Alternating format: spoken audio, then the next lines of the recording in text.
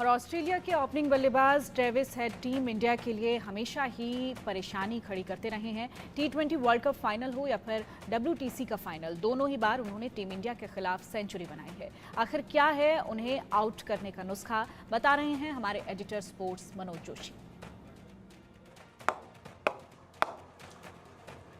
दोस्तों, 26-11 की बात हर कोई करता है, लेकिन 19-11 की बात कोई नहीं करता। 19-11 की बात जो है सिर्फ क्रिकेट से जुड़ा हुआ व्यक्ति ही करता है, क्योंकि 19-11 को भारतीय टीम को पराजय का सामना करना पड़ा था। अहमदाबाद के मैदान पे जो वनडे का वर्ल्ड कप खेला गया था, उसका फाइनल मुकाबला खेला गया था, वहां भारत पराजित हुआ था। इसी तरीके से WTC का फाइनल वो भी ऑस्ट्रेलिया से ही हुआ था, वहां भी भारत पराजित हुआ था। और दोनों बात जो मैच थे, दोनों में कॉमन बात एक ही थी कि दोनों बार ट्रेविस हेड, जो आप पीछे मेरी तस्वीर देख सकते हैं, उनका स्टांस देख सकते हैं, ये खिलाड़ी जिसने दोनों मैचों में सेंचुरी बनाई और भारत का जीत का सपना तोड़ दिया था, इस खिलाड़ी ने। अब एक बार फिर से ये खिलाड़ी हमारे सामने है। ऑस्ट्रेलिया से मुकाबला है। वैसे तो हम 2 मुकाबले जीत चुके हैं, लेकिन भारत के जीतने के चांसेस भी बहुत अच्छे हैं।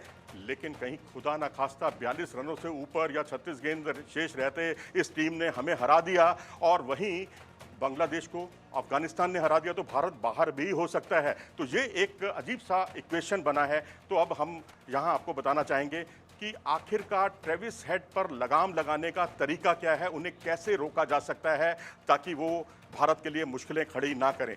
हम उनके स्टांस आपको दिखा रहे हैं।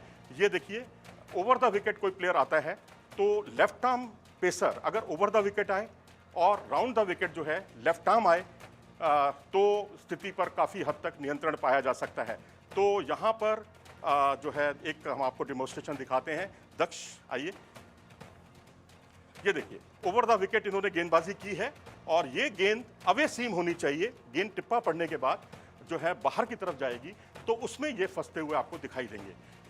तो अब ये एक डेमोन्स्ट्रेशन हमने बताई। और इसी तरीके से राउंड द विकेट जो राइटी है, दाएं हाथ का जो गेंदबाज है, वो अगर गेंदबाजी करता है तो उसकी गेंद जो है सीधा यहाँ आनी चाहिए, कोण नहीं बनना चाहिए। क्योंकि अगर वो राउंड द विकेट आएगा तो एंगल बनेगा। एंगल में इनको कोई परेशानी नहीं होती। ये कलाइयों के सहारे गेंद को मोड़ते हैं, सामने खेलते हैं, हर तरफ खेलते हैं शॉट्स। कहीं स्लॉट पर मिल गई तो इनके लिए बल्ले बल्ले, फिर तो ये अपने चौके छक्के लगाने से बिल्कुल चूकते नहीं हैं। तो ये है इनको आउट करने के कुछ एक तरीके।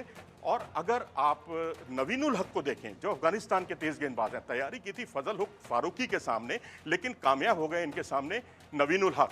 नवीनुल हक ने जो गेंदबाजी की थी इनके सामने, right arm over the wicket, और वहां पर इन्होंने जिस तरह से शॉट खेले, उन पर वो सामने खेलना चाहते थे, बॉलर के सिर के ऊपर से गेंद की पिच तक नहीं पहुंच पाए, और अवे सीम बॉल थी जिस पर उन्होंने अपना विकेट गंवाया क्योंकि पिच तक वो पहुंच नहीं पाए थे और बोल्ड हो गए।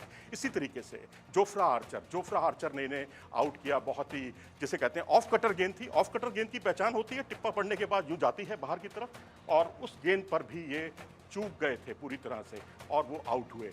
और अर्शदीप सिंह ने इन्हें 2 बार IPL में आउट किया। एक मौके पर जो है मिड ऑन पर खड़े हुए थे शिखर धवन, उन्होंने इनका कैच लपका, और एक मौके पर बिल्कुल ड्रीम बॉल जैसे मिचेल स्टार्क ने की थी SRH और KKR के मुकाबले में, उनको आउट किया था, कुछ उसी तरीके से उन्होंने आउट किया।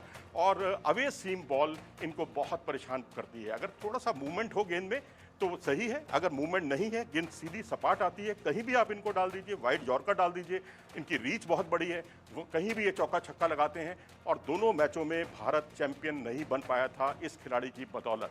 तो अब इनको रोकना है, तो ये अवे सीम वाला जो नुस्खा है वो हमें आजमाना